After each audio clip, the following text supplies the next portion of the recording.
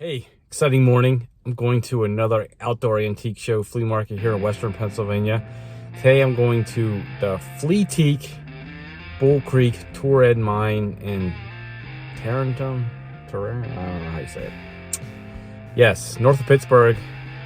I'm staying in Indiana, Pennsylvania. I'm about an hour away. A similar show to what I did last week, which was the Hannistown, Pennsylvania show. So 100 to 150 vendors outside, grassy field. Again, benefits the museum. So I am hoping to find some good stuff here. Not setting up this time, just looking to buy to resell. I set up at my first show when I was 14, selling baseball cards. I've owned an antique mall, sold online, set up at the cheapest flea markets, and some of the more expensive indoor walled antique shows. My name is Matt Gregg, and this is the life of a modern antiques dealer. Morning. Thank you. Thank you. Thank you. Yeah, crazy. It's towards the end of June. June 19th is Father's Day, and I walked the dog this morning at 5 o'clock. I got up at 4:30, walked the dog by 5, and it was 47 degrees, 46 degrees. So chilly morning. It's going to be a chilly morning at this flea market antique show. Better bundle up, people. Weird train car in the back, pretty cool. Clothes. This coin guy was at the last show. Thank you. Thank you. These games were a little too pricey to make any money on. Nothing like an antique spinning wheel at an antique show. Yeah, it was a cool little place out in the woods. I like this lemonade sign. It was new though. It was signed by the artist. Too much money, too much work, too big, but I did like it. Here, the kettle corn guy was going to town. Caught him from a distance, but yeah, he was working that stick pretty hard, as they say. Of course, signs. Can't go to any antique show without any signs these days. This jewelry guy, he had a piece of early glass, but it was a little too much money for me to make any profit on. There, kettle corn guy taking a rest. Thank you. You're welcome. Yeah, a lot of fake stuff on this table. All fake stuff on this table, but the guy was telling the customer about how hard it is to tell real wood signs from fake wood signs, how good people can fake them, but I don't know that he was mentioning how old some of these signs were. Nearby, this advertising pieces, these were legit, retail prices, but they were legit. I used to have a customer for those back in the day. American Blown Glass, that's a good book to have. Weird dome top building. I left without talking to him, so I guess I didn't love it. $5 and a $3 table. A lot of work to sell that sort of stuff at those prices. I can never resist taking a photo of these weird things. I gotta start collecting them, I guess. Breakfast sandwiches guy was going strong. What is this? This looks tempting. Hey, didn't eat at the show. Decided to go to a diner down the road and got a nice actual breakfast and coffee.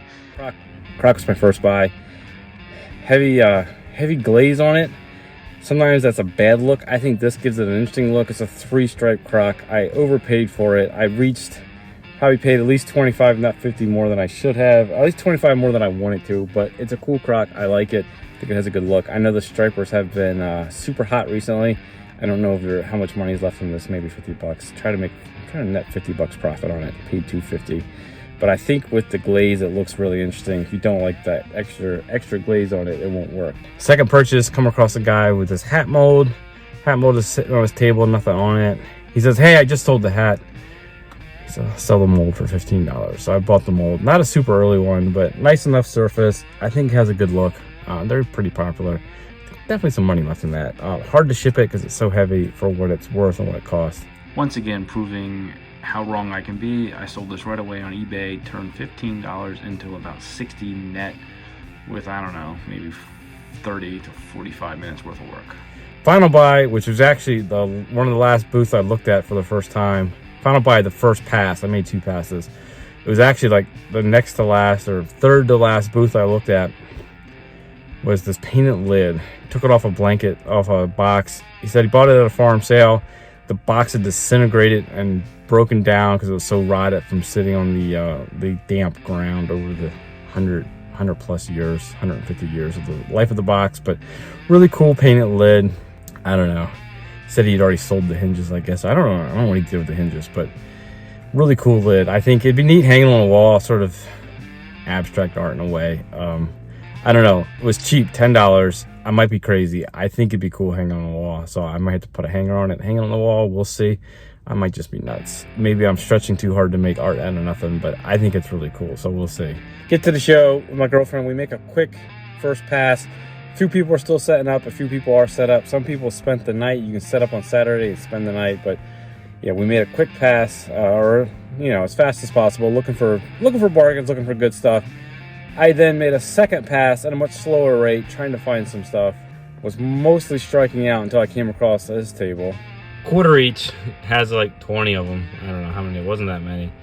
I bought the one lone basketball card he had, Dominique Wilkins, human highlight reel, rough condition, but for a quarter.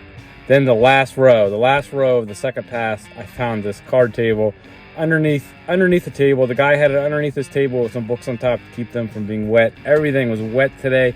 It was a lot of moisture in the air, a lot of dew in the ground.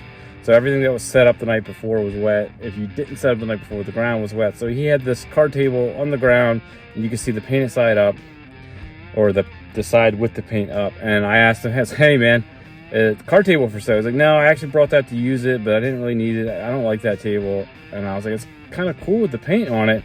He said, hey, $10 and it's yours. So I bought this card table. It's metal, it's heavy. Be really cool hanging on the wall, but now I have to take it apart, the flaps in the back and stuff, to make it lighter enough to hang on the wall. But I might just try to sell it as is, let someone else do the work. But yeah, cool card table. Okay, 4 buys, not bad. Reached a little bit for the crock, but otherwise I'm happy with those. Those will do well.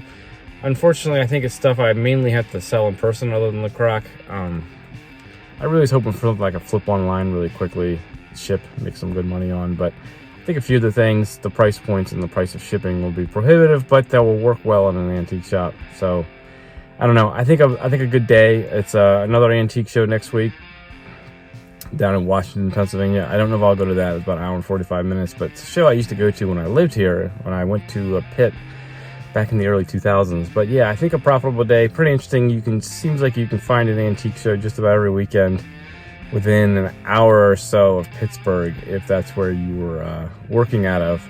But I'm up in Indiana, so a little further away. But it's cool out here.